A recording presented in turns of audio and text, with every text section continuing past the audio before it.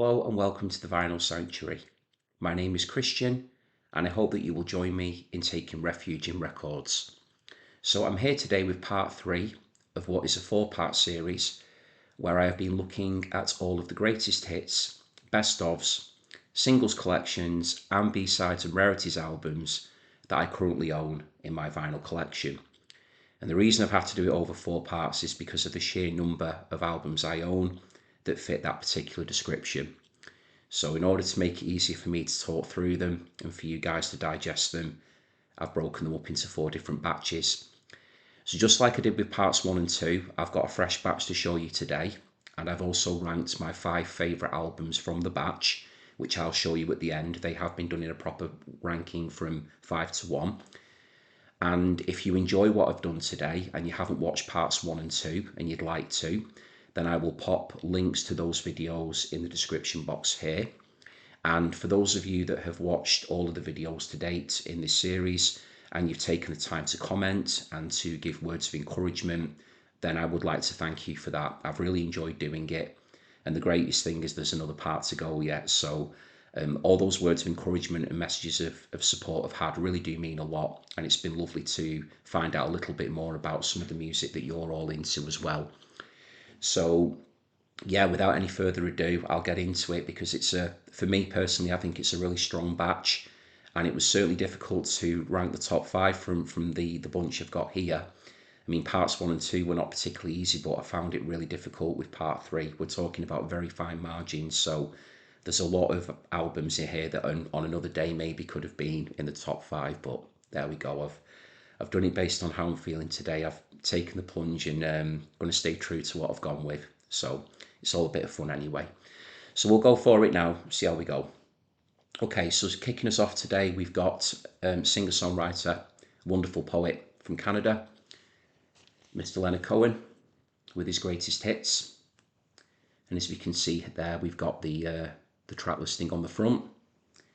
And as I was talking about in part 2, when we have a lot of liner notes and essays and biographies that appear in best ofs and greatest hits to give you an overview of the band or artist, they tend to be written by music critics or official biographers. But in this case here, Leonard Cohen has written the liner notes himself. And I always think it's excellent when artists take the time to put pen to paper and give you that insight into, the stories behind the songs, where they were written and when, because you're getting it directly from that person. You're getting an utterly unique insight into the process a lot of the time, depending on how much detail they go into. Although I obviously appreciate that with a lot of these artists, they do like to remain enigmatic. They don't want to be giving too much away because it can ruin the mystique, or, they like to create a little bit of a myth around them a lot of the time. So I totally get that. But in this case, you're getting a lot of factual information, years that things were written and how he was feeling. So yeah, they're quite succinct as well, as you can see there, but certainly do the job. There we go. Okay, so favourite tracks, as I've been doing with all the albums I've shown in the series. We've got Suzanne, which opens the collection off, and it was also the first track on his debut album from 1967, Songs of Leonard Cohen. I've always enjoyed Suzanne a lot. Sisters of Mercy is beautiful, and that's where the band take their name from. Andrew Eldritch is a big fan of Leonard Cohen, has stated that on numerous occasions over the years, and I know he's interviewed him in the past as well on basically music journalist duties there, really. So Long Marianne is another great one that I love on side 1, Bird on the Wire. And then on side 2, I would say my favourites on there are Hey That's No Way to Say Goodbye, Famous Blue Raincoat, and Chelsea Hotel No. 2. But it's a really great collection, as is the case with all these best ofs. I said in the opening video that I wouldn't keep saying how brilliant they all are, but I think I've ended up doing that, haven't I? Okay, an interesting point here. So Leonard Cohen there talking about the cover. He says in his notes, this was taken in a mirror of a hotel room in Milan by Pino. I rarely ever look this good or bad, depending on your politics. So it's a very typical Cohen-esque aside there. He can often be quite self-deprecating, can Leonard, although he does then have the whole sort of ladies' man image running alongside that as well. So there's always been that sort of contrast there with Leonard Cohen between you know, he can be quite down on himself at times about how he looks and how he is, but then other times, you know, he can be the charmer. So that's always been an interesting element at play in Leonard Cohen's work. And just as another extra point of information, this artwork was the inspiration for the Ween album, the Pod. So that's an album by Ween, Dean and Gene Ween. Very different music to Leonard Cohen, but this artwork here was directly used as an inspiration for the Pod, which was Ween's second album. That was. So Ween are definitely a band worth checking out. I don't have any best of Ween, I wish I did, but just another extra note there regarding the cover. So that there is Leonard Cohen's greatest hits. Okay, take a sip of water and then we'll carry on. Okay, so from moving from Canada now to the United States, we've got another brilliant singer-songwriter here, rock and roll legend. We've got the legendary, and he is a legend, Roy Orbison, with the greatest hits there. So you can see some of them listed. I've actually got two Roy Orbisons to show you, so what I'll try to do is mention some of the tracks on here that I don't think are on the other. The two best ofs between them, or greatest hits, kind of cover such a vast array of Roy Orbison's work, which is why I've got both of them. But he is just a phenomenal singer. I've got my granny to thank for getting me into Roy Orbison. She was a huge, huge fan of him. And yeah, I mean, rock and roll, ballads, pop rock music, you know, the stuff that he did with the Travelling Wilburys. He was just a complete one-off, effortless in the voice. He could soar with the best of them. So much anguish in his vocal delivery, so much emotion, and it never felt like he was phoning it in. It never felt like it was, he was just going through the motions. He could sing anything, and he could elevate it to the highest of heights for me personally. So I will never ever tire of listening to Roy Orbison. A truly, truly wonderful, wonderful talent. So I think some of the ones on here that are not on the next one I'm about to show you. So Lana, I like on this one. Blue Angel, All I Have to Do Is Dream. Good Night, I think, yeah, it's just on this one. Then we've got on the other side, Pretty Paper, The Crowd, The Great Pretender. Yeah, I don't think that's on the other one either. So alongside the kind of the classic staples, you know, Oh Pretty Woman, Only the Lonely, or there's a lovely version of Love Hurts on here as well. Although my favourite version of that song is the one by Graham Parsons and Emmylou Harris. I do love that version. But In Dreams, It's Over, some of those other ones, Crying, Blue Bayou, they're all on here as well. But I've just tried to pick some of the deeper cuts on there because the one I'm showing you now is much more comprehensive. So Roy Orbison, brilliant greatest hits, a nice introduction there to the Big O and his music. But this is a much more comprehensive one. So this here is the Ultimate Collection. So it's a gatefold. So as is now the way with the series I've done, I always show you the middles of the gatefolds here. Hope I can get it all in for you. Some great photographs there as well of Roy Orbison through the years. He looks very, very young on them, and then he's a little bit towards the end there. Excuse me, great photograph of him on the back. So yeah, we've got a double LP here, so there's lots and lots to go at. So I'll say some more of the more classic ones on here, if you will.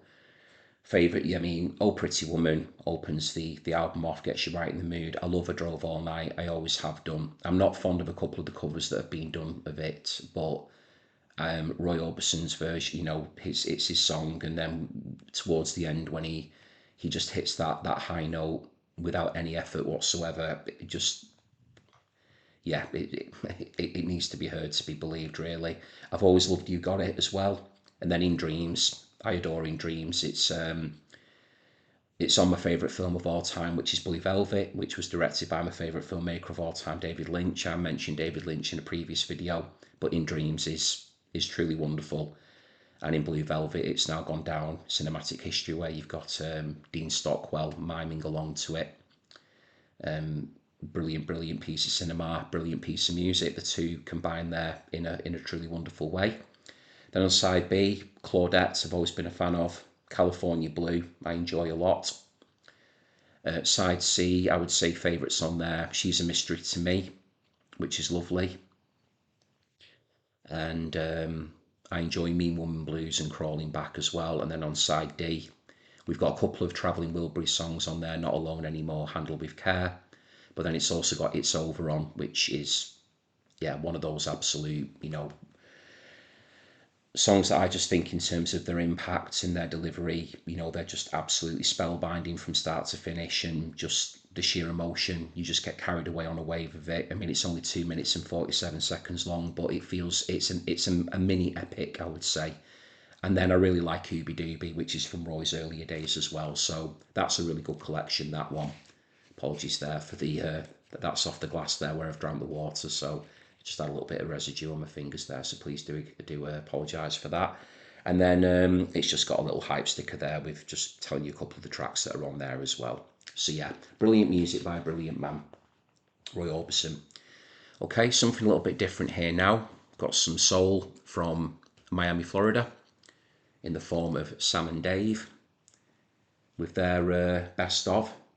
And then on the back here, we've got those iconic singers, Sam Moore and Dave Prater. And yeah, it's such an interesting story with Sam and Dave, because it was so well documented that they really could not stand one another.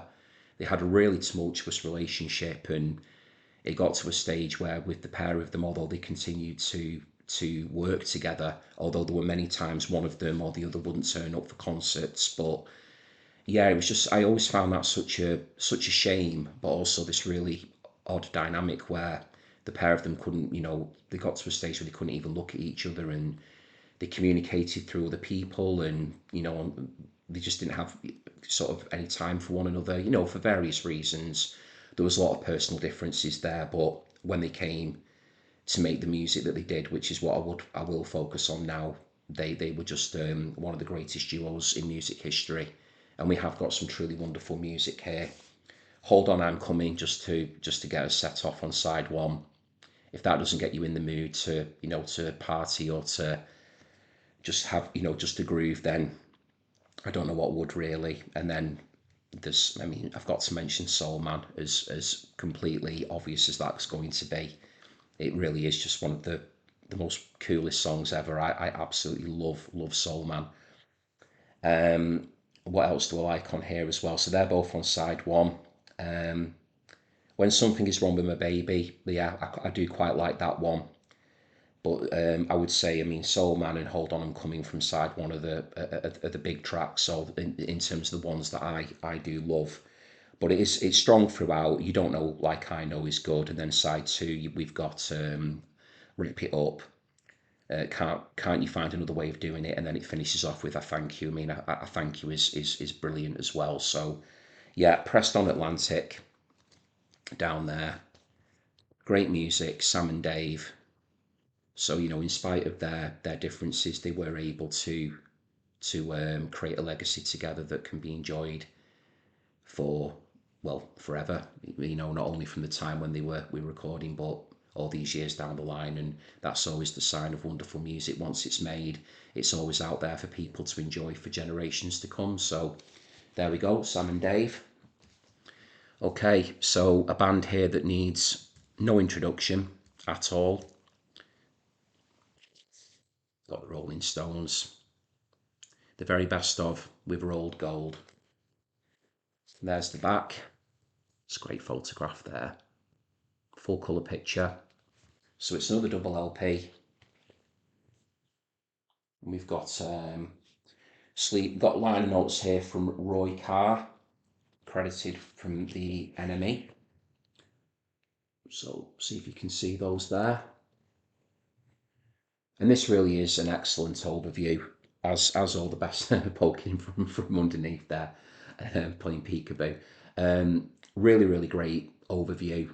Obviously goes up to a certain period in the Stones' humongous career, which spanned decades and decades, which is a huge testament to them and their energy levels and their ability to keep playing and their desire to keep playing. But yeah, just what a band. So I'll name a few because that's the condition I put on myself. I can tell you right off the bat that my favourite ever Rolling Stones song is Paint It Black, which is the closing track on side two of this four-sided album. Again, just because I've started to put a few cinematic references into my commentaries now. Paint It Black also appears on the Stanley Kubrick soundtrack, the film Full Metal Jacket. Okay, what else do I love? So I'll go through them from one to four. Side one, favourite songs on there. I do really enjoy their version of I Wanna Be Your Man, Leonard and McCartney track, obviously. There's also The Last Time, which is definitely up there with one of my favourite ever Rolling Stones tracks. Little Red Rooster I've enjoyed over the years. And then closing side one, we have I Can't Get No Satisfaction, which pretty sure everything that's ever needed to be said about that track has already been said. Clearly one of the greatest guitar riffs of all time and one of the greatest songs in rock history. And then side two, I really enjoy Get Off My Cloud, 19th Nervous Breakdown, Under My Thumb, and then the aforementioned Paint It Black. Side three, what have we got on here that I love? Jumping Jack Flash, She's a Rainbow, Let's Spend the Night Together, Have You Seen Your Mother Baby, Standing in the Shadow, and then on track side four, it finishes off with Gimme Shelter, which is a really, really good way to end this particular collection, in my opinion. It's also got Sympathy for the Devil, Street Fighting Man on there, Honky Tonk Women and Midnight Rambler. There's only 5 tracks on side 4, but wow, they're all they're pretty good, aren't they? So yeah, there's the Rolling Stones with Rolled Gold. So you can probably see already just from these few I've shown you that this is quite a tasty batch. But you know, it's all subjective. Some of you might not like what I've shown yet, but you know, you can always tell me in the comments if anything that I show you today does happen to stick out. Okay, so we're going from the Rolling Stones to an indie band from Oxfordshire that were doing the rounds in the late 80s and throughout the 90s. I'll take this out of plastic to show you. Band I've always loved a great deal, and that band is Ride. And this is the best of Ride. OX4, the best of Ride. And I think OX4 there is a reference to their Oxford postcode or something like that, if that's what I've always assumed. But it's obviously the name of one of their songs as well, very famous song. So yeah, if anyone knows the exact origins of OX4, please tell me. But yeah, the band name is Ride if you've not heard of them. So great indie guitar music, beautiful harmonies. Delved into the shoegaze realm very, very deeply as well. They were masters of that. Their debut album Nowhere is regarded as a shoegazing classic. So, and then Going Blank again, the second album is a bit more sprawling. There's a bit more, you know, there's different influences on there, even a bit of trip hop and power pop as well. So this is the inside of this one. So yeah, you can see it's got such a 90s aesthetic to it as well. But wonderful, wonderful drums all the way through this band's history, courtesy of Los Colbert, Mark Gardner, Andy Bell. I mean, that they were just such a strong band. Great, great songs. So this is chronological from what I can see. The side 4 sides of music on here. So we've got the earlier EPs at the start, the likes of Chelsea Girl, Drive Blind, Like a Daydream. Taste is brilliant. That's definitely my favourite on side 1. Heavenly Harmonies on there. Then side 2, or B as we should say on this one, Vapor Trail is just essential. If there's any Ride track that I would advise you to start with, even just to go and search it in isolation, then please do give Vapor Trail a listen. And for any of you Cure fans out there, Robert Smith is a huge fan of that track apparently. So just a little thing to mention there. Then on side C, we've got 3 tracks which are all from the album Going Blank again, which I just mentioned before. Leave Them All Behind. We've got Twisterella, which is just beautiful power pop. Great tune. Probably my second favourite song by them, behind Vapor Trail. And then Taste is probably my third fave. So I've got all my favourite songs on here. And then side 4, Birdman, From Time to Time is good. And How Does It Feel to Feel? So yeah, that's a really good collection. And very happy to have that one.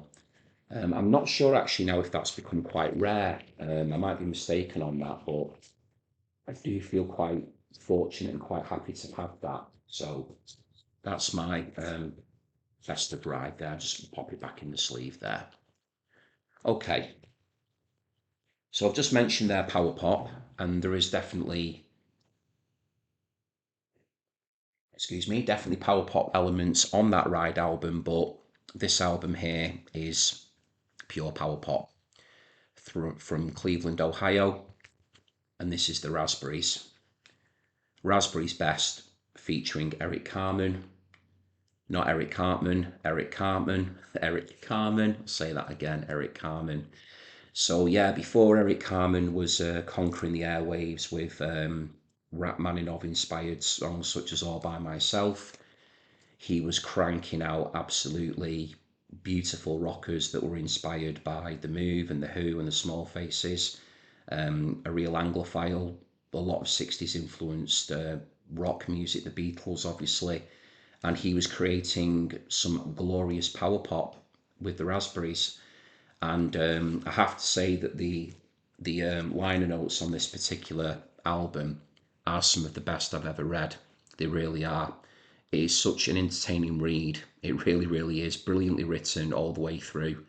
It was worth buying just for that, and I love how they've done it as a newspaper article as well, which obviously would appeal to me being a former journalist. So cream of the crop there with the little subheaders and everything. So the whole thing's been laid out to like a newspaper. So they're on the back as well. Really, really, really great stuff. It even says up there editorial there. So yeah, Raspberries, favorite songs, opens up We Go All the Way. That is the quintessential Raspberries track. That will be their signature tune, calling card, whatever you wish to call it, till the end of time. Go All the Way. I think it's continued to grow in stock in recent years. It's been used in many films, and yeah, it is an absolutely wonderful song, that one. Power pop brilliance.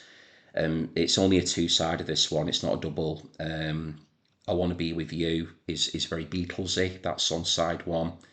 There's a good rocker on there called Ecstasy as well. I mean, these are all brilliant. There's only 10 tracks on the entire album, so but side two kicks off with Overnight Sensation, hit record, which, along with Go All the Way, is my joint favourite Raspberry song. It's just beautifully composed. It's got this wonderful crashing drum part in it, which I personally think influenced In the Air Tonight by Phil Collins. I'm not sure if there's any direct accuracy in that, but whenever I hear this, which came out prior to that song, I always think of it. There's a wonderful bit in it as well where the song, the music starts to be filtered through like an AM radio, which I just think is this really beautiful production technique. It works so well. The lyrics of it are great as well, where he's just talking about that he wants to have a hit record. He's not interested in fame or fortune, but it's all about the music. It's all about having that hit. It's all about having that one song in your catalogue that everybody knows, that whenever anybody hears it, it becomes a standard. All the words are just there in your head. It's sort of stop, just being absorbed subconsciously to the point where even if you wanted to recall it from any time, any place, anywhere, it just comes back to you. So that's what the song talks about really. And then Starting Over is a really nice piano led piece on here, which I think has got some similarities to Tiny Dancer by Elton John. There is some similarity in the piano work, but a really good track in its own right. And then it finishes with Don't Want to Say Goodbye. So yeah, I mean, I really enjoyed Eric Carmen's later stuff when he went solo, All by Myself. I love Hungry Eyes as well from the Dirty Dancing soundtrack, although I don't think he wrote that, he just recorded it. But his stuff here with the Raspberries it is top notch. I'm a humongous power pop fan, and it's definitely a genre that I will be going into in much more detail during the course of the channel. But here is a really fine example of the genre with the Raspberries, so that's that one. Okay, so now we're moving into the British psychedelic realm, going back to the 1960s. And here we've got Relics by Pink Floyd. And early Pink Floyd is my favourite phase of Pink Floyd. I do love the early stuff with Syd Barrett. I am a fan of that particular part of their career, although obviously later albums, Wish You Were Here, Dark Side of the Moon, etc. as well. But yeah, I am really into this psychedelic sort of space rocky, at times quite whimsical period that the band had. So favourites on here, Arnold Lane, love that one, always have done. See Emily Play, just got such a pretty tune to it. I love the the sort of the sequencing of the chords and the phrasing, and when you're listening to it on the speakers, the way it's just it just envelops you. The sound of that, it's just so brilliantly done. Interstellar Overdrive is just space rock perfection. It goes on and on and on, and it builds and builds, and there's all these scratchy little guitar lines in there, and there's drums booming and the bass is going, and yeah, I mean it's a real trip, that particular song. I do love Interstellar Overdrive. I've never tired of listening to it, and I've heard it many times over the years. And then side two, I do really enjoy Careful With That Axe Eugene. I do like that one. I mean, yeah, saying there, Interstellar Overdrive, it goes on for nearly 10 minutes, and Careful With That Axe Eugene is that goes on for just under 8 minutes there. And then we've got Biding My Time, and then it finishes off with a really pretty song at the end called Bike, which is, again, it's very whimsical. So yeah, this is a good overview of some of the Syd Barrett era with Floyd, and one that I do come back to a lot. So Relics there, Pink Floyd. Okay, excuse me, I have to have another little sip here. Okay, so this group here, I'll show you the record first. So this is the Pink Fairies to start with. Okay, and I just think that front cover is so cool, I really do. So I primarily want to tell you this little story, the reason that I bought it. Hope I'm getting it into shot. And there's the back, so some more information on the group there.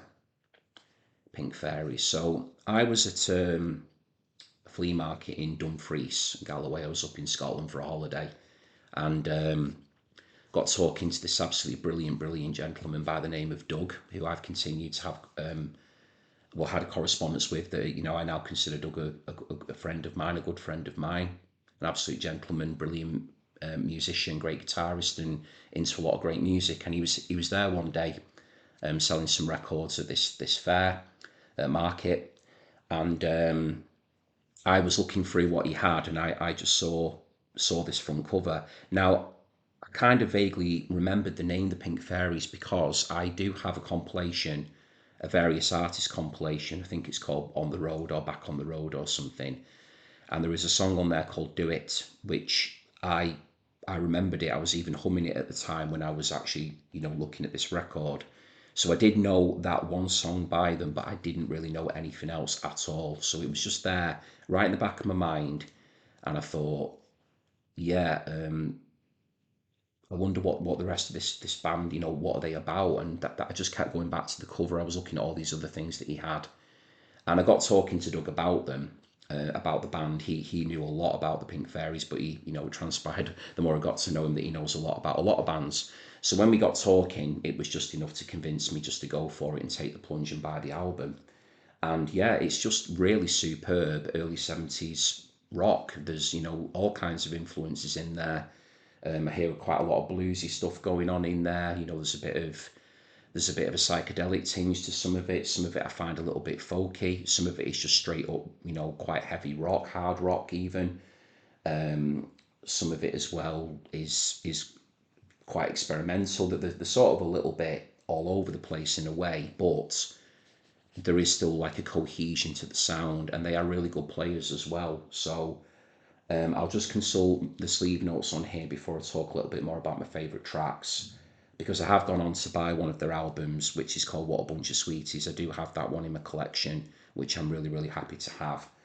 But yeah, I need to thank Doug just for talking to me about them and being so good with his time to give me some insight into who this band were. But he was explaining that they used to play like a lot of free festivals, and I think they almost had like a bit of like a very sort of anti-fame stance. Like I don't think they were interested at all in being famous or, you know, making any sort of money or doing it for commercial purposes. They were making money just purely for the love of it. So it mentions here that one of the key band members was a person called Twink, and that the original Pink Fairies were Mick Farren, who was regarded by the media as their spokesman on the social underground, and they also had Steve Peregrine's Hook at one point amongst the ranks as well.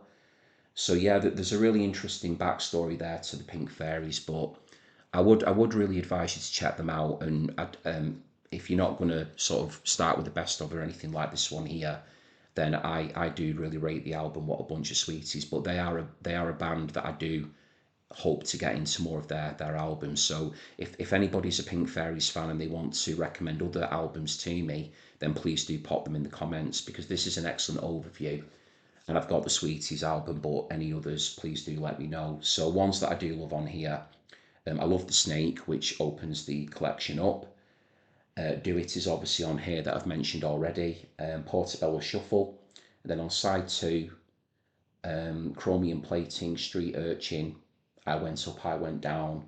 I really enjoyed all of those. But yeah, I'm happy to have that, because that for me was a bit of a punt at the time. But I just couldn't stop looking at the, you know, at the artwork, and when I was reading the back of the sleeve notes, they just immediately piqued my interest. And then Doug, who did happen to be a fan and knew of them, was able to give me a bit more detail. So yeah, really pleased to have that one, and I do continue to enjoy giving that a spin. So that's the Pink Fairies. Okay, so this one is really different now. So we're going we're still Britain, but we're going into the 1980s, and we're getting into the synth pop realm with Neil Tennant and Chris Lowe, and of course I'm talking about the Pet Shop Boys with Discography. This is such a fine collection. This is a singles collection, and what an awesome singles band the Pet Shop Boys were. So this is a 2 LP. Always enjoyed them. I've loved this band from being young. My second eldest sister was a big fan of the Pet Shop Boys, so I have her to thank for that introduction. I've always been lucky in that regard, coming from a large family, that there was always a lot of music playing in our house, and I was absorbing music from all over the place. You know, I've got my brother who's the eldest, and I've got 3 sisters. One of them is younger, and then 2 are older. But yeah, the middle of us, she was a big Pet Shop Boys fan. So thanks, Kel, for that.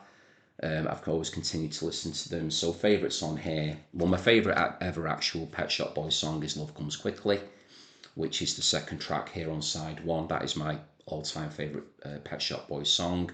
But yeah, I mean, side 1 alone is West End Girls, Love Comes Quickly, Opportunities, and Suburbia. Utterly awesome. You know, I'm just going to read them all because they're all that good. I mean, they could even have been in the top 5. So side 2, It's a Sin, What Have I Done to Deserve This, which is that wonderful duet with Dusty Springfield. Then we've got Rent, one of the best covers of all time in Always on My Mind. So Christmas #1. Kept Fairy Tale of New York off the top of the charts. And then we've got Heart to finish that side. Side 3, Domino Dancing, Left to My Own Devices, It's Alright, and So Hard. And then side 4, Being Boring, Where the Streets Have No Name, and I Can't Take My Eyes Off You. So that's a brilliant medley that they do there, where they're putting Andy Williams and U2 together and putting their own Pet Shop Boys spin on it.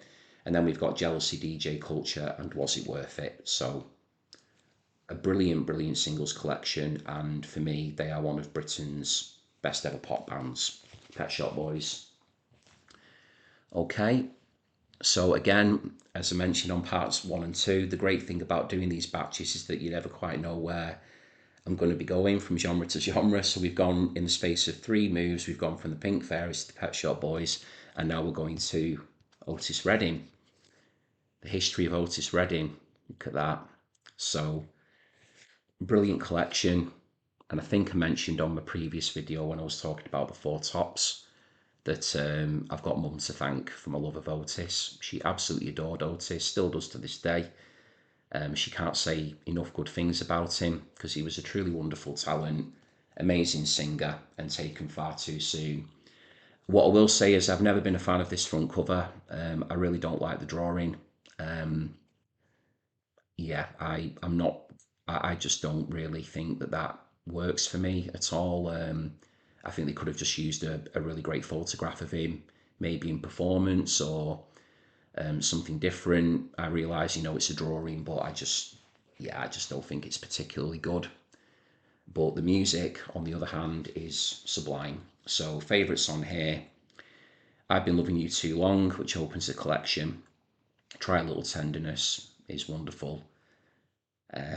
My brother does an awesome version of that on karaoke, out of interest. He did an absolutely legendary performance of that at my sister's wedding. That's gone down in family folklore for anyone who witnessed it. It is my favourite karaoke performance of anyone ever of all time, and I don't believe it will ever be topped.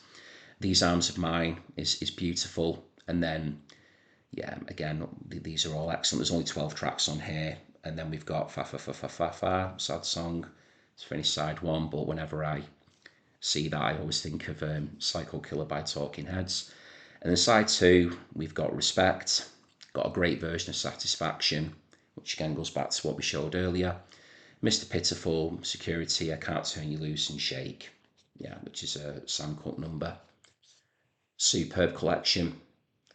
History of Otis Redding on the Atlantic label. Okay, so we're skipping again now. So we've gone from Otis to going over to Scotland now. A band that started out in the 1980s and have kept going through.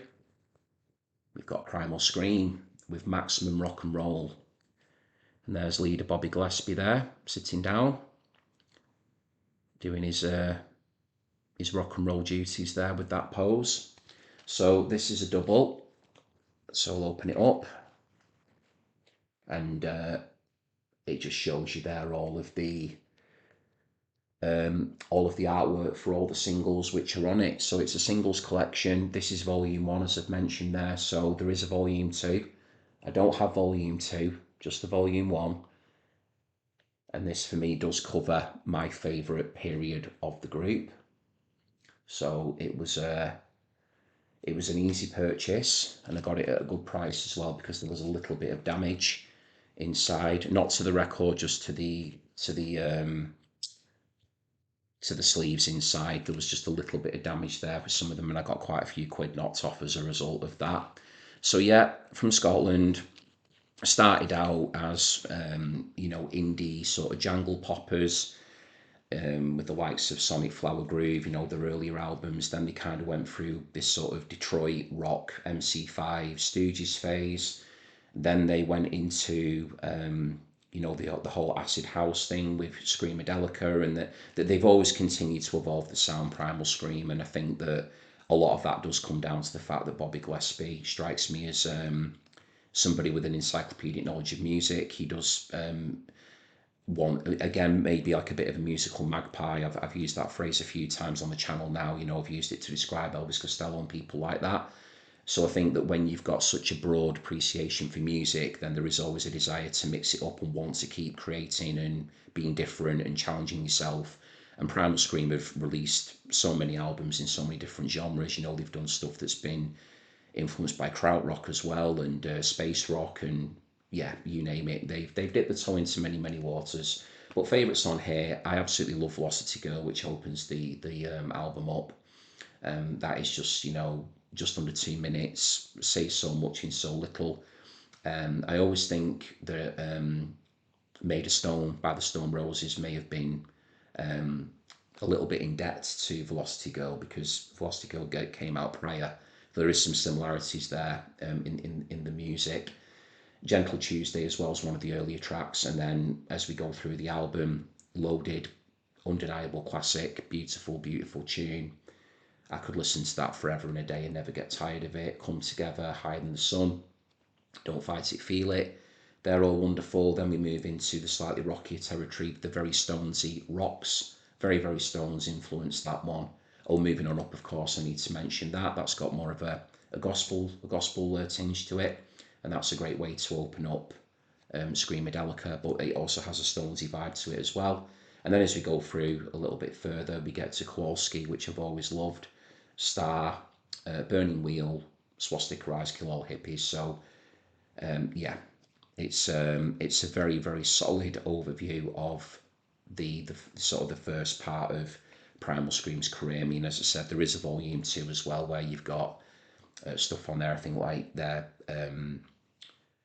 cover of Some Velvet Morning, for instance, is on there that they did with Kate Moss, and all these latter tracks as well. But I think as a starting point for Primal Scream, if you just want to get a taster of lots of different facets of them without going into all the albums, then Maximum Rock and Roll would be a good start. Okay, whoops, pop that back in later. Okay, so now we're going back to some synth pop with this one, Orchestral Manoeuvres in the Dark, otherwise known as OMD for short. That's their best of. So these two brilliant songwriters from the Wirral. It's the inside there with the group. Okay, and underneath there you've just got some artwork of the albums there. Studio albums. Such a good band. Really superb synth pop. Melodies just so like just symphonic beauty to a lot of them. Just these like almost like little, just these mini gems, I would say, of songs, and just so beautifully rendered. Always really immaculately produced as well. So yeah. So we've got in the photographs here, yeah, Malcolm Holmes. Oh, excuse me, on the far side. I can take my glasses off there. Martin Cooper, and then on the front cover we've got Andy McCluskey, Paul Humphreys there. So they are like the core members of OMD. Yeah.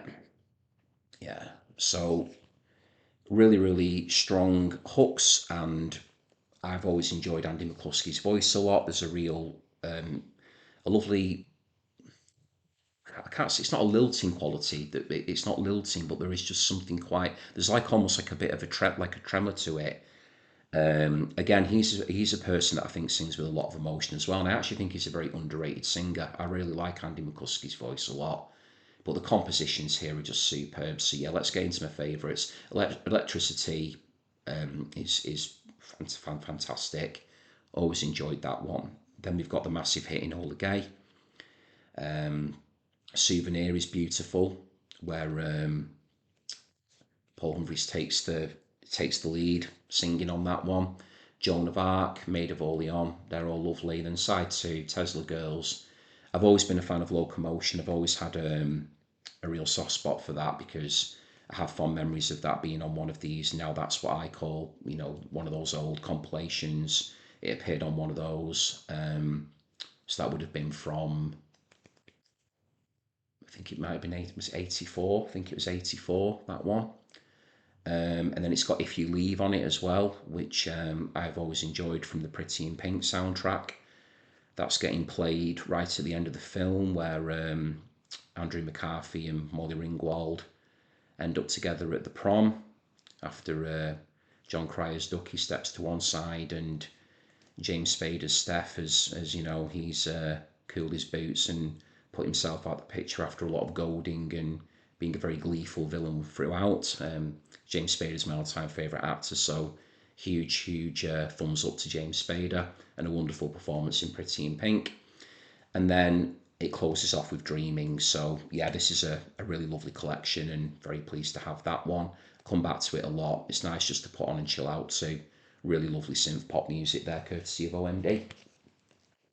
Okay, so we're moving away from OMD now and getting more into sort of post-punky, new wave type music and good straight up rock. And that is courtesy of The Only Ones. And what a band these are. So this collection is called Alone in the Night. These are a truly great group, led by Peter Perrott, who is a great vocalist in my opinion. It's a very distinctive voice. It's probably not for everybody, but I do love the sort of the singy speaky style of it. In a lot of ways it sort of reminds me as almost like a UK equivalent of Lou Reed in that he sings and speaks, but Perrott's a little bit more nasal. I mean, Lou Reed was never nasal, but there's a coolness to the way that Peter Perrett sings and the way that he renders his words. So, and talking of words, he's a fine lyricist, just as Lou Reed was. Writes a lot about his own personal circumstances, and he's got a lot of thoughts and feelings on different things as well. He's not afraid to get into rather thorny subjects. So side one, Another Girl, Another Planet. What a song! 3 minutes of just absolutely glorious perfection. So like I said about Roadrunner in a previous video, if you've never heard Another Girl, Another Planet by the Only Ones, when this video is over, please go and check it out. Go and find it, go and search it. And even if you know it and you've heard it a billion times like I have, then please do just go and play it again, because it really is that good. It's got one of my favourite ever guitar solos in there, courtesy of John Perry. Wonderful, wonderful song. Just effervescent, beautiful, essential song, that. So that's my favourite by some way. And then we've got also here What I Love From Here to Eternity. This is on side one, and I really like Me and My Shadow as well, which almost has like a bit of a kind of like a swinging, strutting sort of a 50s rock and roll type beat, like a sort of dun dun dun dun dun dun dun dun dun. It's just a really like pounding, really good, really good rock of that one. Me and My Shadow, I enjoy that one a lot. Then side two, I enjoy on here Flaming Torch, Trouble in the World, The Immortal Story. I really like that one a lot. And Big Sleep as well. I'd say my favourites on side two. So yeah, really, really good band.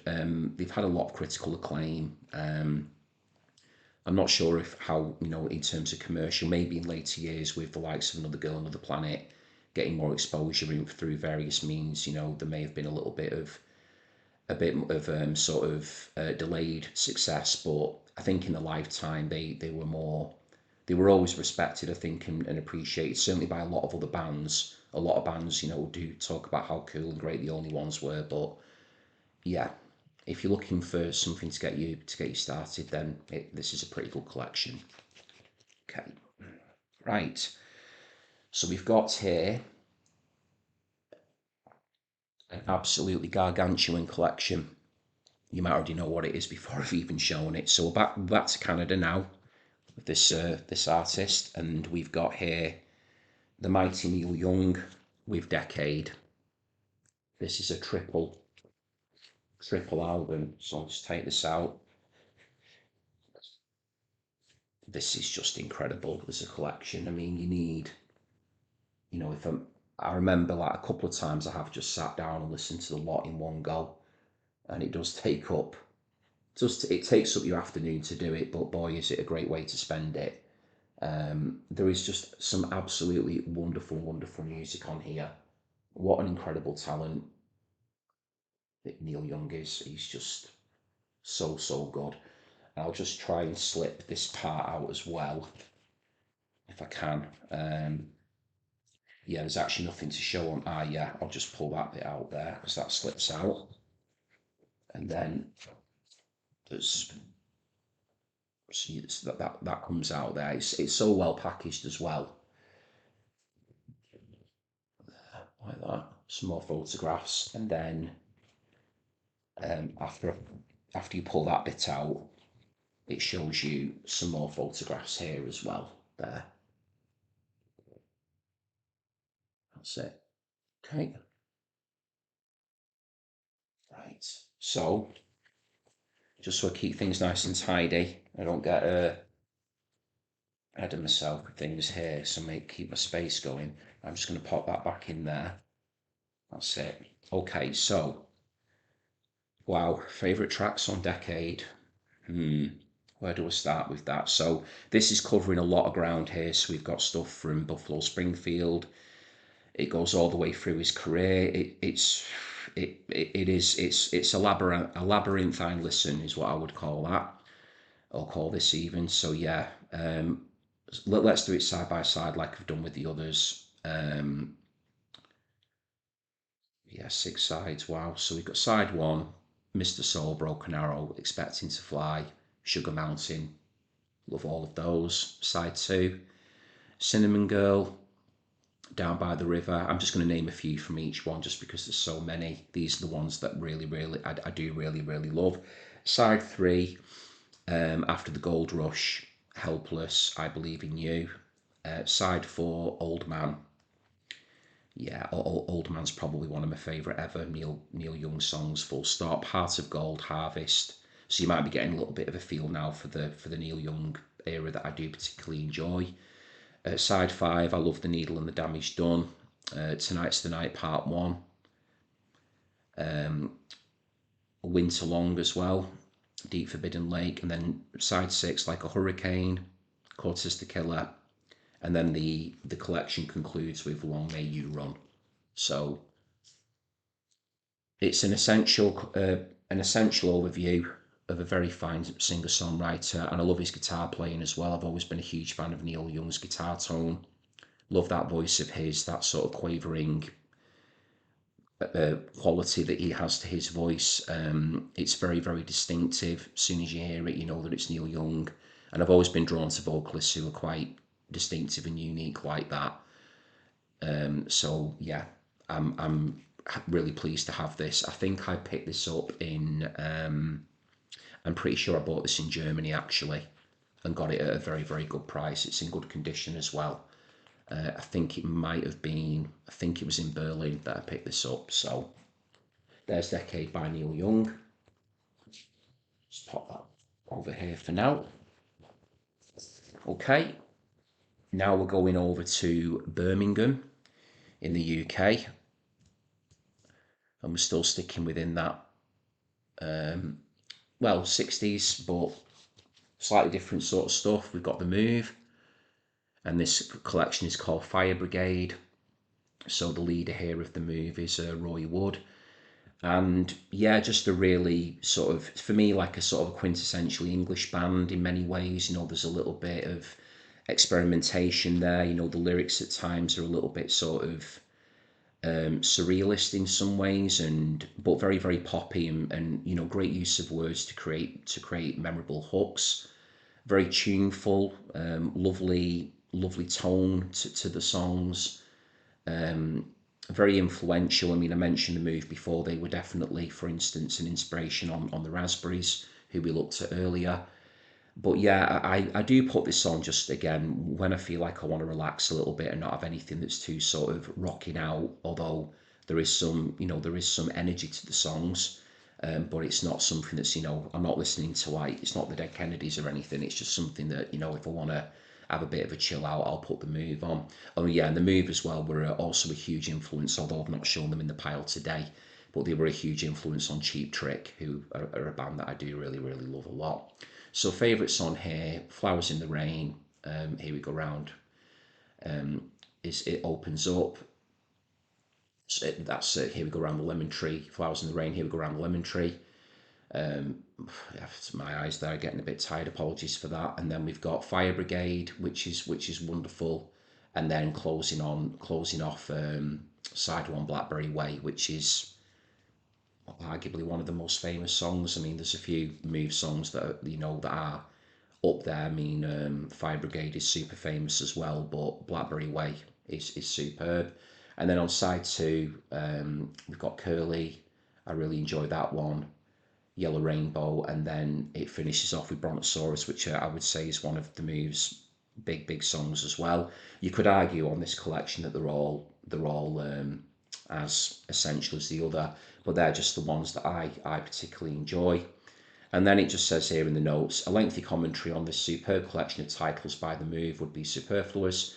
The album contains no less than 6 smash hits by this one of the most consistently successful groups in Britain. In addition, there are half a dozen other great numbers by Roy Wood. This undoubtedly is the best of The Move. So there we have that one.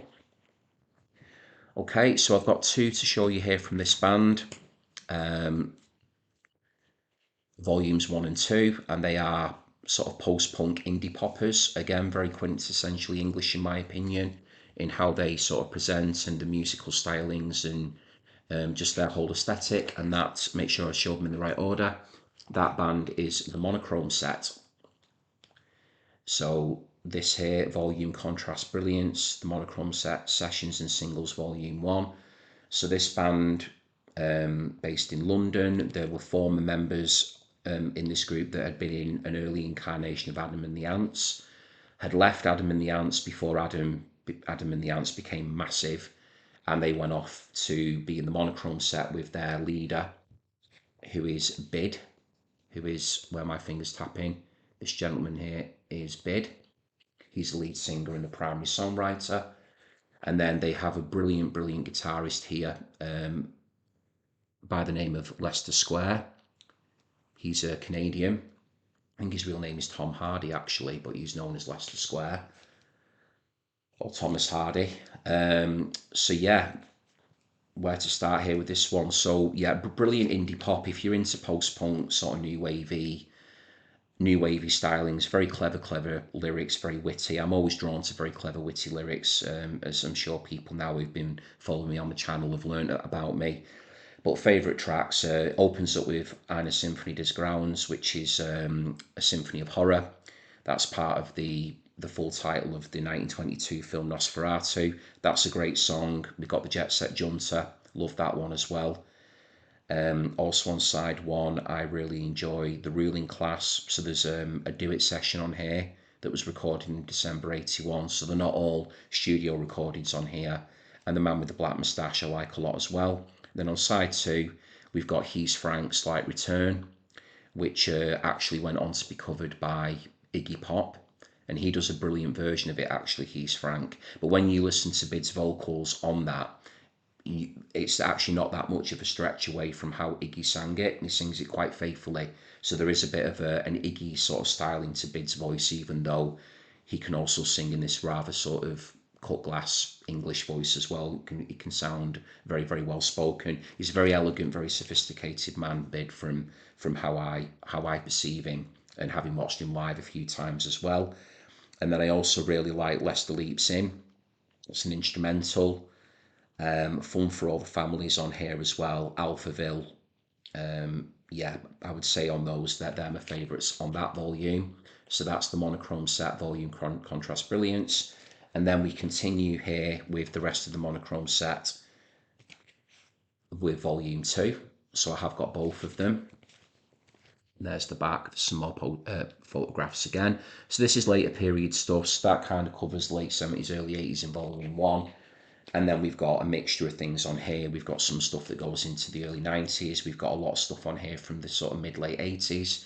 There is I Wanna Be Your Man on here from 1978 on side 1. Reach for Your Gun, I enjoy a lot. They did often sort of play with like sort of spaghetti westerny cowboy type Sergio Leone almost type compositions every now and again. Then there are some instrumentals peppered throughout their discography as well. But Reach for Your Gun's a great song. Fly Me to the Moon, that's dated 78. So they're on side 1 that I enjoy. And there's also a song on there called Cilla Black, which is quite good. And then on side 2, I'd say my favourites on there would be Jack, which closes the album off. That's the most recent, Oat and Black of the Flowers. They're both from 1991. And what else do I like on side 2? White Lightning was good as well. So yeah, I am more of a fan of volume 1, to be honest. I do think volume 1 is stronger than volume 2, but I'm pleased to have them both together because it satisfies the completist in me, but also because there are some good strong songs on that. But if you wanted to get one or the other, then definitely start with volume 1. Okay. Okay, I have to have another sip of water because we're been going for quite a bit of time here, and we've still got quite a few to get through. Might end up being quite a long video, this one, longer than I thought, but I'm going to keep going through. So hopefully you'll stay with me as well, or you can always watch it in intervals if need be. So here I've got an artist now from Scotland, a very, very interesting artist indeed, by the name of Momus, who I'm a big, big fan of. And just in case you can't read that there because it's a little bit greyed out, well, it is greyed out because it's in grey, is Momus, Monsters of Love, singles 1985 to 1990. So Momus is an extremely interesting person. I'm not going to get into too much of the sort of biography and his career now because his career is vast. I'll just stick to the music, but his real name is Nick Curry, and Momus is the Greek god of satire and mockery. So that's where he's taken his name from. And I would say that's rather apt given the sort of songs that Nick Curry has gone on to write. He's extremely well read, very, very literary, very highbrow, brilliant words, phrases. He's got quite a formidable, I would say, knowledge from what I can see, and from the albums that I have of his and from what I'm aware of him. But he also then weds those concepts and ideas to an array of different music. So he started out more as a singer-songwriter, influenced by the likes of Tom Waits and Tim Buckley and John Cale, artists like that. Then he moved much more into like a synth pop realm where he was making some stuff that was very similar, I felt, to the Pet Shop Boys. But he's always continued to evolve his sound, and he's still putting out albums to this day. So he's hugely prolific as well, is Momus. But this is just a 5-year period, 85 to 90. During this time as well, he was some of those years he was on the Creation label. I think he may have even have been the very first, or amongst the very first artists that Alan McGee signed to the Creation label as well. So that's a little bit of background on him. So favourite songs, Murder is the Hope of Women is excellent. That's more of an acoustic led song, that one. That's on side one. And then on side two, we have this epic song. I think it goes like on for way over 7 minutes, called What Will Death Be Like? And it's just an avalanche of visual imagery in terms of he's throwing literary references out there, movie references, philosophy, art, pop culture stuff. Excuse me. There's all kinds in there. It needs to be heard. So if you're going to check a Momus song out, because it's probably my favourite of his, it would be What Will Death Be Like? It's got this lovely acoustic guitar line throughout the entire song. It doesn't really deviate, and then it's just a lot of words and pictures being painted throughout with the lyrics and the way that he's asking you to consider this and consider this. So yeah, a really fine song, and one that he wrote earlier on in his career. 11 Executioners is quite fun. That's on there as well. But another one that's a big one on here, probably one of his most famous songs, as it was a minor hit, is The Hairstyle of the Devil, and that's very pure Pet Shop Boys sounding, but an excellent song in its own right. Tells the story of a relationship that's going on where himself and it is a true story where him and another sort of love rival are seeing the same partner, they're seeing this lady at the same time, and he's basically asking in the song, this lady, he's asking questions about this rival to him, and he's like, almost trying to get a measure of who he's kind of competing against, and that song's The Hairstyle of the Devil. So that's definitely worth checking out as well. So yeah, very interesting artist. And again, if you just want to kind of get a little bit familiar with some of that earlier stuff, then Monsters of Love is a good place to start. Okay, so this group are, I don't think they're actually overly that well known, but they're from Stockport, and they were doing the rounds in the late 70s, early 80s. They're a post-punk group, and they're called Manicured Noise. So this is a collection here called Northern Stories, 1978 to 1980. There we go. Very enigmatic group. I'll be really honest, and I don't really know a great deal about them. I had a chance to buy it. I was in Stockport at the time, as I don't live all that far away from Stockport, and I picked it up. I've played it a couple of times. It's in the collection and it qualifies, so it's here. There are, excuse me, a combination of instrumentals and vocals. The one that really sticks out to me is I remember very well on side A. Excuse me, I have to have some water. Excuse me. One that I do remember is Moscow 1980 from side A. That had a really sort of spidery guitar sort of figure going through it, very post-punky, that one. Metronome, which kicks off the track, kicks off the album, is very enjoyable. There is almost like a sort of a bit of a Joy Division sort of influence, I think, going on within Manicured Noise, more from sort of a musical standpoint. But if I was going to describe them other than post-punk, I'd say they're very sort of art rock. But the one that does stick in my head is from side B, which is The Human Fly. And that's actually nothing to do with the Cramps. It's not Human Fly or anything. It's actually a piece of incidental music that is on the movie Enter the Dragon.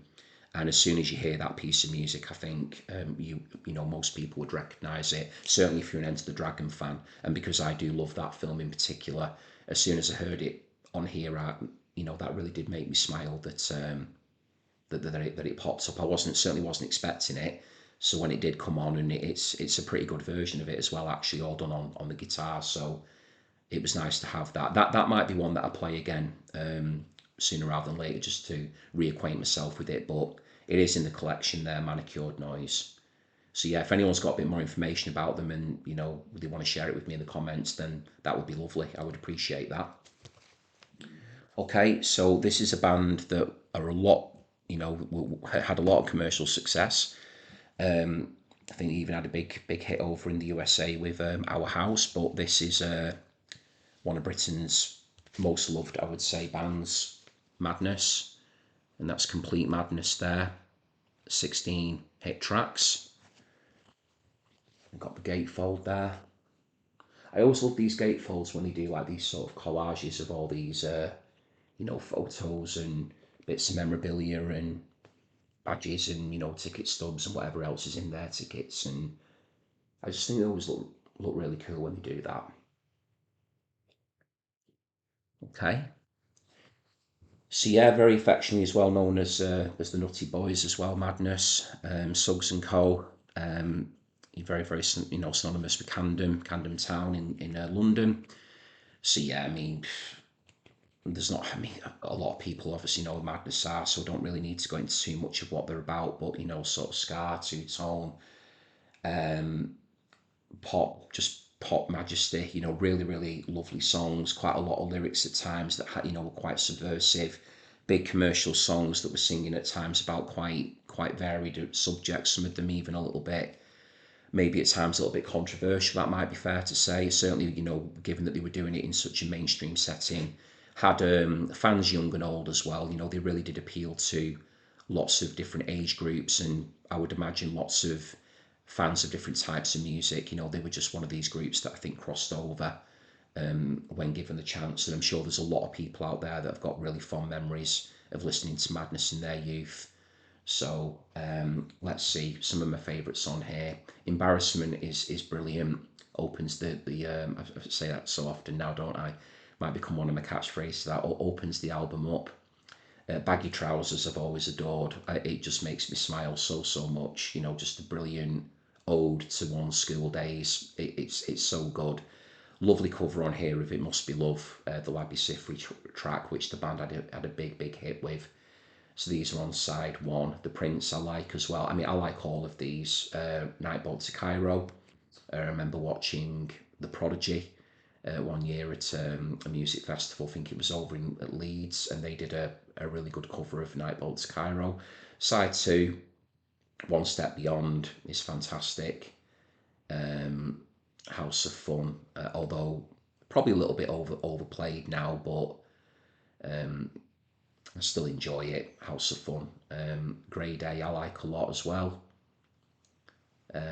Yeah, I would say of the two sides, although it's a good listen all the way through, I do love side one, but there is some good stuff on side two as well. I mean, you can't go wrong with that as a starting point for Madness. It's a good way to have quite a lot of key songs all put together. So yeah, that's Complete Madness.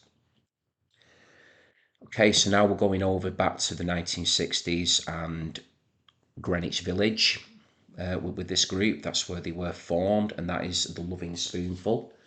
And we've got here the golden hour of the Lovin' Spoonful. So yeah, these were sort of very sunshine, sort of poppy folk rock, maybe a little bit of a psychedelic tinge to them, but I would say more sort of pop folk really. Very bouncy, infectious sort of stuff. Lovely, lovely, memorable melodies. I mean, you've got, this is incredible, really, when you see there's like 24 songs on here.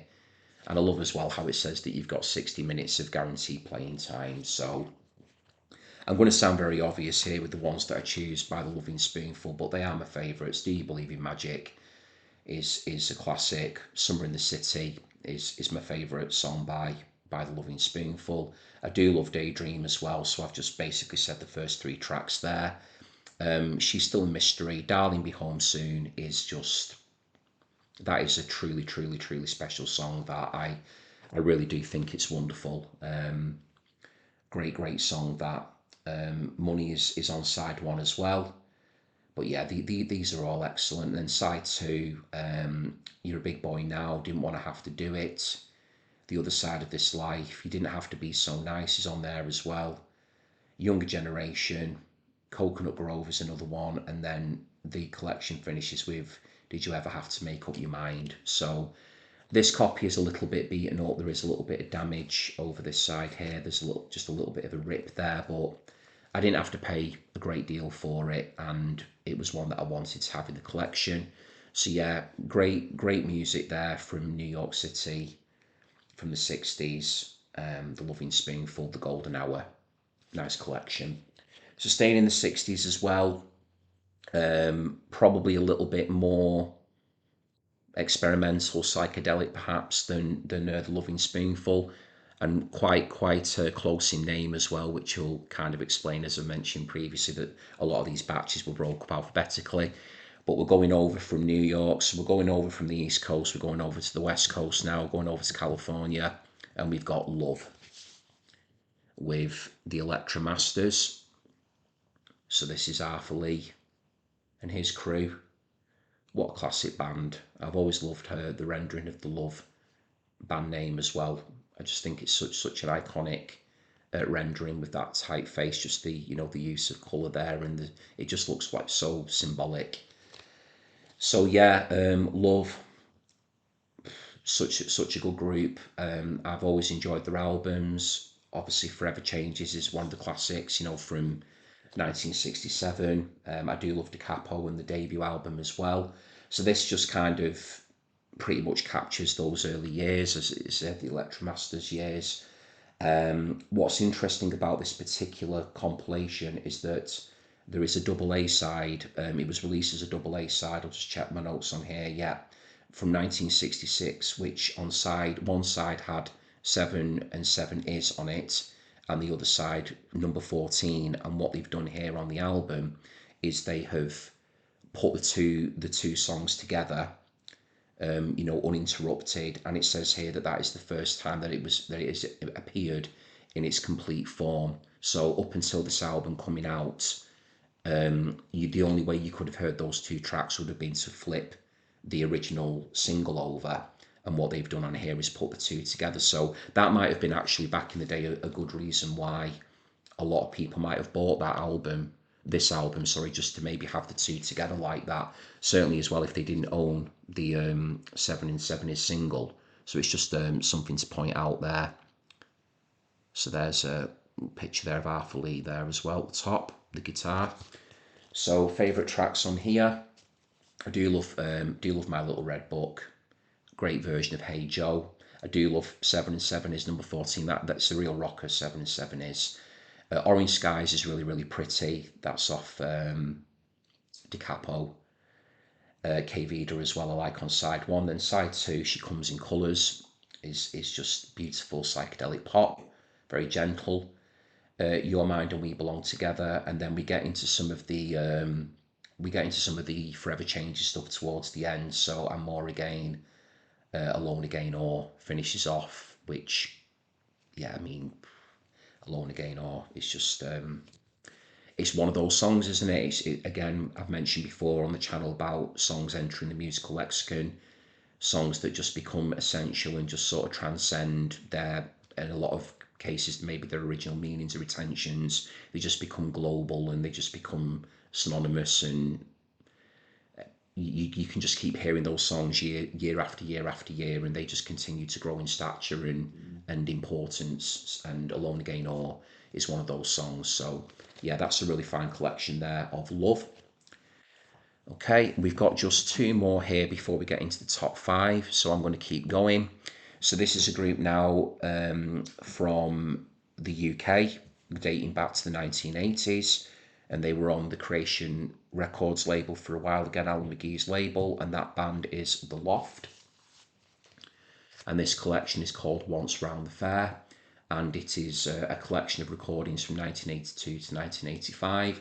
So I would say that if you're into sort of your, your typical 80s UK indie, there's some jingly jangly guitars that play on here, lovely bass work, dual guitars. I know that the Loft, I think, were pretty influenced by television. So again, we've got like maybe similar to Felt, where with Morris Debank and Lawrence, you had that sort of dual guitar interplay going on, where it was a reason for both Morris and Lawrence to experiment, and Morris was able to let himself go, and Lawrence would keep the rhythm and play figures underneath.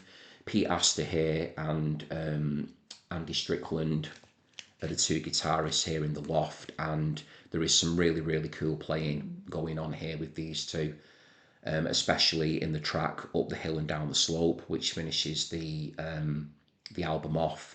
That has got such a kind of totally out there guitar solo. It doesn't conventionally fit in any way at all, but it just works so well. Brilliantly played, and it's a great song as well. It's got a really great beat to it. I'm not sure if I turned it round actually, so I'll just show you there. There's a really good shot of the band. So yeah, I mean, if you're into that sort of typical 80s indie, as I mentioned, and you may be not aware of the Loft, I'd definitely give them a try. Very tuneful. I would say that Pete Astor's vocal style is quite laconic, quite laid back, very cool sounding.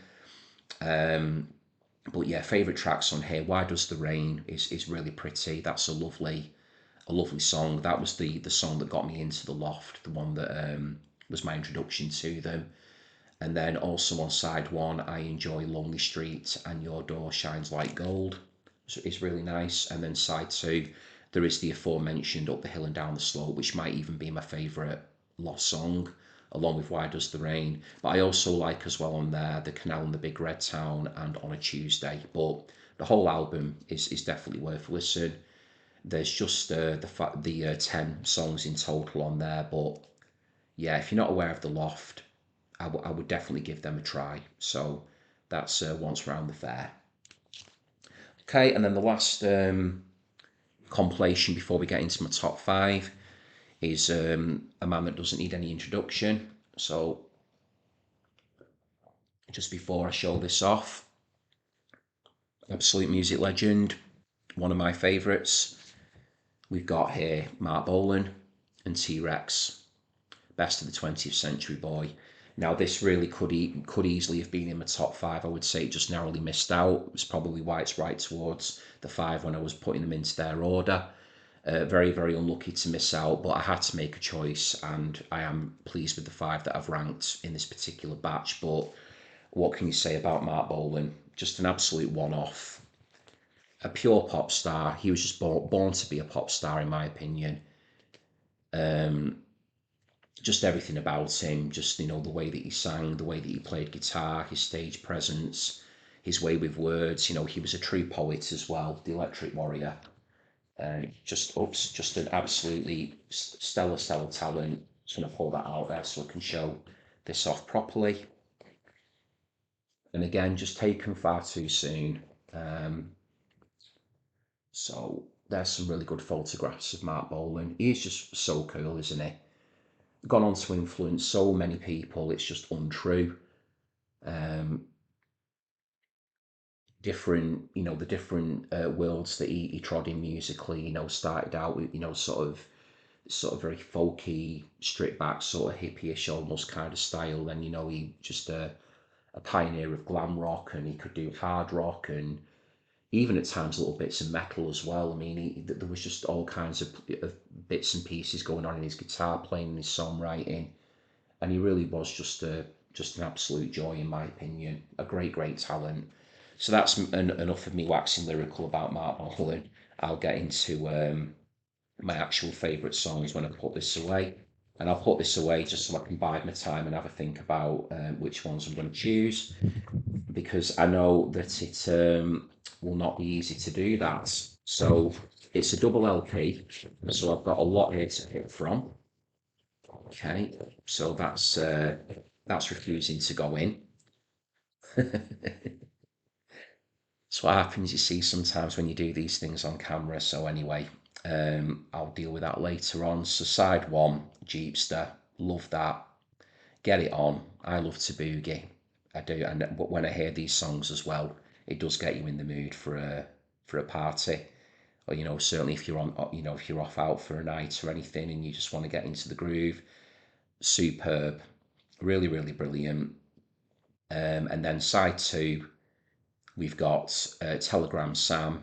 Deborah is fantastic. Summertime Blues is on here as well. Laser Love. Yeah, love those on side two. Side three, 20th Century Boy. Just a classic. I used to love playing that in a band that I was in years ago. I used to do a cover of it. Ride a White Swan. Hot Love is on there as well. So good. And then side four, definitely one of my favourite ever T-Rex tracks is Children of the Revolution. I've always loved that one. King of the Rumbling Spires, Jitterbug Love, Metal Guru is on here as well, which was obviously a huge influence on Panic by the Smiths. And then it also finishes with an absolutely gorgeous favourite of mine, Cosmic Dancer. It's a really, really beautiful song, which went on to be covered just again for another Smiths reference. That was covered at one stage by Morrissey during his solo career. So, yeah, brilliant collection. Love going back to that one, and it was unlucky to not make it into the top five. So that's Mark Bolan and T-Rex. Okay, put that there. Okay, and then now we're into the ranked top five. So we've got from the start now, number 5. This is one that I really do love chilling out to. This is a really beautiful one. So this is an exploration of Nick Drake, Heaven in a Wild Flower. With Nick Drake there. And again, some more extensive notes on Nick Drake and his life, explaining that he was born in Burma and that he was brought up in, that was it, Tamworth in Arden near Birmingham, came from a comfortable upper middle class English background, went on to study at Cambridge University, talks about his sporting prowess. There's all kinds of information on here. But what a wonderful talent, great songwriter. Nick Drake was very dexterous guitar style, very odd tunings, and very unique way of playing. I think it was all exclusively like finger picked as well. I don't even think he used a pleck or anything. He was using really, really interesting chord shapes, quite exotic in a sense with his playing. But he's certainly categorized as being within the folk genre. He's reached idol status now, hasn't he? I would say he's like somebody who's regarded as being a bit of an icon now, and again, another person that was taken far too young from us. But the music he left behind, the 3 albums that he did with 5 Leaves Left, Brides Later, and Pink Moon, cemented his legacy, because they're all 5-star albums. So songs I love on here, all of them. But again, I've got to play by the rules and just pick a few. Cello Song is beautiful, definitely one of my favourites. Northern Sky is just completely stunning. It really, really is. I love the instrumentation of it. I love how softly he sings the words of Northern Sky. He has got such a beautiful voice anyway, Nick Drake, but it really, really shines on Northern Sky. Riverman is lovely as well, and At the Chime of the City Clock, although you've got Fruit Tree and Thoughts of Mary Jane on side 1 as well. Then on side 2, we've got both Hazy Jane 1 and 2, Pink Moon, which is very, very sparse. I mean, a lot of people know that Pink Moon was pretty much just him recording it with a guitar throughout, no other instrumentation, and I think there's like one piano overdub on it or something. Really, really stripped back. Road, I love a lot as well from side 2, and then the collection finishes with Time Has Told Me. So that was one that snuck into number 5 just because I continued to play it more and more. I think, you know, the older I get, the more kind of mellow and chilled out at times I want to feel and be, you know, when I'm just listening to things at home. I still do love all my rock music and everything, but sometimes I just need to listen to something that is like soothing and, you know, good for the soul, and I would put Nick Drake in that category. So that there is Heaven in a Wildflower, an exploration of Nick Drake. Okay, number 4 in the ranking, we've got Morrissey with Bone a Drag. And I'll take this out here because actually, no, it's not. It's I thought it was a gatefold. No, it isn't. It is a double LP, but it's not a gatefold. But I'll show you the back as well. It's a really great photograph of Morrissey. So yeah, this is a really comprehensive overview of Morrissey's earlier part of his career. So, you know, this is stuff collected. A lot of it is kind of not long after he left the Smiths, really. And I think what I love the most about this album is that even though it's a collection of, you know, B-sides and singles and things, and it plays like a really cohesive album in its own right. In a lot of senses, it's almost like kind of a bit of an unofficial follow-up to Viva Hate, which was his solo debut. There's just such a cohesion to it. I can't really put my finger on it, but when you listen to it, it just doesn't sound like this kind of compilation that flits from thing to thing. It just works in such a good way, and it has just got some of my favourite ever Morrissey songs on it. So let's get into those. So the reason that this is a double LP as well is that side 4 is comprised of all bonus tracks. So I'll read them out at the end just out of interest in case people might not have this version of the album. So this is like, I think it's I don't think it was like a limited edition or anything, but it is a version that's been expanded. So side 1, what are my favourites on there? Well, We'll Never Marry is by far my favourite track on side 1, although they're all good. Yeah, that's easily the standout on side 1, We'll Never Marry, although I do quite like Interesting Drug as well. Such a Little Thing Makes Such a Big Difference. Side 2 is a really strong side. That's got The Last of the Famous International Playboys. Hairdresser on Fire, I would say, is probably my second favourite on the whole album behind We'll Never Marry. And I would even put those above, although I do adore them, Every Day's Like Sunday and Suede Head. I mean, they're on here as well. Every Day's Like Sunday, actually, now that I think of it, yeah, that has to be on equal footing with Hairdresser on Fire and We'll Never Marry. So we'll put that as a 3-way split for number 1, and then Suede Head just underneath. And then, yeah, side 3, Suede Head's on there, and it is definitely the best track of side 3. So they're my faves off the main album, and then the bonus tracks we've got here, just for people that might be interested. We've got Happy Lovers at Last United, Lifeguard on Duty, Please Help the Cause Against Loneliness, which is a demo version, Oh Phony, the Bed Took Fire, and then Let the Right One Slip In, a long mix. And what's interesting about Let the Right One Slip In is that is the direct influence for the vampire book, Let the Right One In. I've definitely recalled that and heard that somewhere before, that the author is a big Morrissey fan, and Let the Right One In is a direct reference to that song there. So that's a little bit of information there. So that's Bone a Drag, Morrissey, and that's my number 4. Okay, so now we're up to number 3, and we're going to Athens, Georgia for some quality guitar music, and this is Eponymous by R.E.M. And I can't say enough about how much I love this collection. So when I got to this here, number 3 and 2 and 1, it was pretty difficult to put those in order. I was quite confident of what number 1 went on to be, but 3 and 2 were, you know, sort of like that. And then on the back, we've got a picture there of Michael Stipe, and it says there in quite big lettering, "They airbrushed my face." So this is Michael Stipe there. After what they've said, there is a touch up there. So that's the photograph.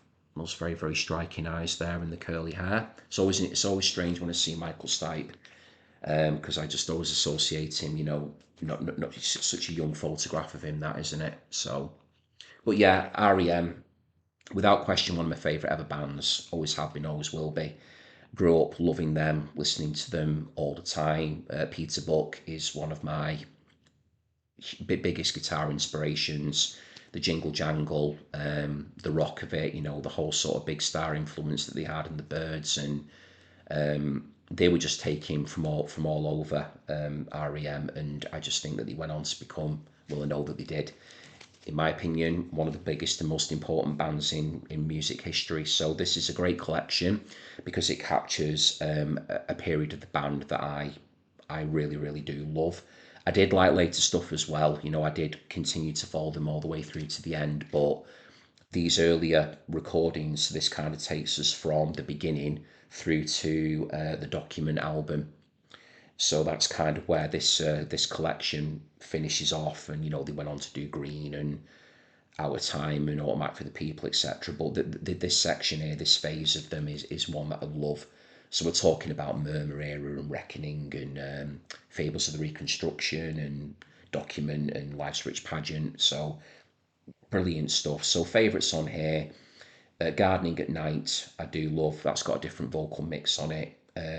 Talk About the Passion, Soul Central Rain, and Don't Go Back to Rockville. I love those on side one. And then side two, Driver 8, magnificent, just brilliant, sort of gothic, Dust Bowl, country sort of style song there from R.E.M. That entire album, Fables of the Reconstruction, is brilliant, but I love Driver 8.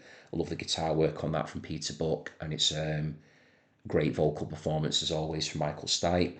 Fall on Me is beautiful. It's on side two as well. And then we've got a brilliant trio to close this collection off. We've got The One I Love, Finest Work Song, and It's the End of the World as We Know It. So yeah, this is a collection that I do come back to a lot, even though I've got a lot of the studio albums of R.E.M in my collection. This is a good one just to kind of get them all, you know, one after one when I'm in the mood for it. So Eponymous by R.E.M, number 3. Okay, now number 2. So I featured members of this band here in a previous band, which might be a bit of a clue for you in part 2. But now we're talking about them as New Order. Substance 1987. Absolutely adore this collection of music. I adore this band. I thought, caught me out again. Thought it was a gatefold and it's not. It's a double, but I'll just show you the insides of them anyway so you can see these bits here. So that's a bit of artwork there, like that. So their artwork. Okay, so New Order. So yeah, we'd already covered Substance, a little spoiler for anyone who's not seen part 2, with Joy Division, and now we're looking at Substance with New Order. So at this stage now, we've got Peter Hook, Bernard Sumner, and Stephen Morris, formerly of Joy Division, and then they have Gillian Gilbert there in the ranks, coming into New Order, into being. We'll do that later. I'm just going to hold it up like that. And yeah, they just went on to create some of the most astonishing music for me of the 1980s and beyond. So we've got some great sort of synth music here. We've got music that enters into almost, you know, sort of like dance realms, and later on they were just going into some of it. I think was, you know, embraced obviously by the acid house movement as well in later albums. But if you just want to get into the mood to, again, I think that for me that they're like a good time group. Like they're very optimistic, they're very euphoric, they're a very up group, and I always see them as kind of being like the sort of the dawn to the dusk of Joy Division in a way, like this kind of rebirth of you know, this what a seminal group in Joy Division, and then, you know, sort of rising again and then being a seminal group again with New Order. And I can't really think of any of many, if any, other groups that have, or, you know, members of one group that have been able to do that with so much success, really, both artistically, commercially, to have the lifespan to have, you know, not created just one incredible group but then to do it again. It really is quite an extraordinary achievement. So Okay, favourite songs then on Substance. Ceremony, which is the track on here that probably sounds the closest to Joy Division, before New Order started to have much more of their own identity. I just think is an undeniable classic. I love Ceremony. I mean, I love all of them, but Temptation as well is infectious. I adore Temptation. Blue Monday, of course, cannot be denied. No matter how popular it is, and being on what time or another, it was like the most successful 12-inch in history. But it is Blue Monday, so that has to be included here. And then we go on to have other ones I love: Perfect Kiss, Subculture, Shell Shock, State of the Nation, yeah, Bizarre Love Triangle, True Faith, every single one. Thieves Like Us, I've just pretty much read them all out. Everything's Gone Green, brilliant. If it wasn't for this other band now that's taken number one spot, just because of them being in my heart and soul, this would be my number one of this batch. It is that good. So that's New Order with Substance, 1987. Okay, and my number one, we got there. It's been a big video, this one, I feel. But wanted to do it, wanted to get the batch done for you, and then we'll move to the final part, as and when I'm able to record it. So number one, won't leave you in suspense any further. Very, very famous group, love them to bits. We've got Queen, greatest hits. Okay, so the reason that it had to be Queen is not just because of how wonderful all the songs are to me.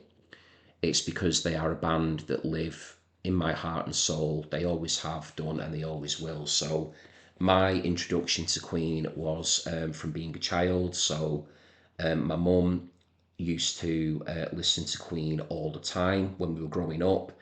I mean, I've mentioned in previous videos that she loved her soul and Motown music and other music as well, which she did. But one of my abiding memories of growing up, just because of how regularly she played the music and how much I enjoyed it, was that she would alternate an awful lot between the greatest hits of Queen, and she had both this greatest hits and the greatest hits 2, which had like the dark blue coloured cover, and she would also play a lot of Elton John, a lot of his greatest hits as well. So these songs have pretty much been with me for, well, from the pretty much the beginning of my existence. I have grown up listening to these songs, and I never tired of them. They never became songs that I didn't wish to listen to anymore or anything. I wasn't overexposed to them. If anything, they just continued to grow and grow for me in terms of their brilliance. As I got older, I started to appreciate more, from a compositional point of view, where Queen were coming from, the studio trickery that they were employing. They were really pioneering in that regard. They've got exemplary musicianship. Every single member of the band is just brilliant at what they do. They also had that distinction of being 4 songwriters as well, that were all contributing brilliant songs. So I always had the utmost admiration for the fact that all 4 of them could write. And in Freddie Mercury, they have for me my all-time favourite singer, bar none. Certainly within the rock genre. I mean, the only other singers that I can think of that could rival him or match him, in my opinion, are singing in different genres, from the soul world and others as well. But in terms of a straight up rock singer, although, Freddie could sing opera and he could sing many other styles as well, Freddie for me is the best. He's the greatest. So sadly, I never ever got to see them live. They are definitely a band. If I could go back in time and watch any band, it would be Queen. So yeah, for me, this had to be number one, only because of the great music, but just also because of how important Queen are to me. And they are such an important band within my family in general. So many members of my family who I love so much are all big, big fans of Queen. My brother-in-law, who taught me how to play the guitar, he's a humongous Queen fan as well. He just adores, the work of Brian May. And the more I think about the different people in my life that this band have touched and who, that they're so important to, it's almost kind of gone beyond just the music for me as well. It is very much as well just a feeling. And I'm always objective with my rankings. I always come from a place of musicality, and Queen certainly do not. They don't sort of fall in any way on that level. But I think sometimes as well when you're picking favourites, you have to go with the legacy or the time that you've had with a particular album or band.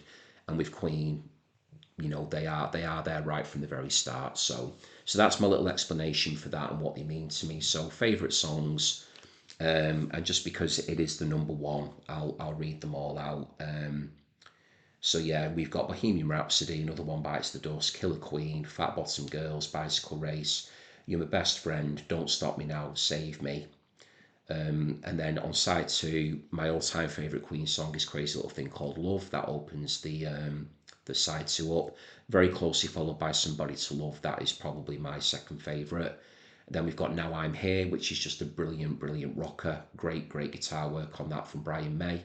Good old-fashioned Lover Boy, Play the Game. Then we've got Flash, which was, you know, just the perfect theme to a film like Flash Gordon, which is excellent. One of my favourites when I was growing up. Seven Seas of Rye, an early rocker again. Great piano work on there from Freddie Mercury. And then we've got the two absolute anthems of We Will Rock You and We Are the Champions. So that is a stunning greatest hits. And, you know, that's not even their entire career. You know, that's just a snapshot in time of where Queen were when this album came out. So they went on to have many other great songs after it as well. But I think as a definitive Queen greatest hits, I would say it has to be this one. So that's my number one from this batch. Okay, so thank you very much indeed for staying with me for this video. I really appreciate it. As you can tell, I had a lot of fun doing that, and I enjoyed talking about all of those albums. Thank you also for bearing with me as and when throughout the video when I needed a little bit of water, just to make sure that I could keep going without any unforeseen interruption or any issues there with the old vocal cords. So thank you for that. And yeah, I'm looking forward now to recording my fourth and final part of this particular series. I'll get round to that as and when I can. So the only thing that's left for me to say is if you enjoyed what you saw today, and you would like to maybe consider giving my video a thumbs up, I would really appreciate it if you could consider doing that. It means a lot to me and it will help to grow the channel. Also, if you want to get in touch with me at all and send any comments about anything that I've shown today or any of your favourite best ofs, then please do pop them in the comments, and I will, you know, I would love to have the opportunity to get back to you and give you my thoughts as well. If maybe you have not already subscribed to the channel, that's always an option too that you can consider. So I'm, you know, the Vinyl Sanctuary, and if you'd like to subscribe and then keep up to date with any further videos I've got landing, then you could just click the notification bell, and then that will keep you immediately up to speed with anything that I've got going on as and when I release it. So I'll be back again soon with part 4, but until then, thank you very much everybody. Take care and goodbye for now.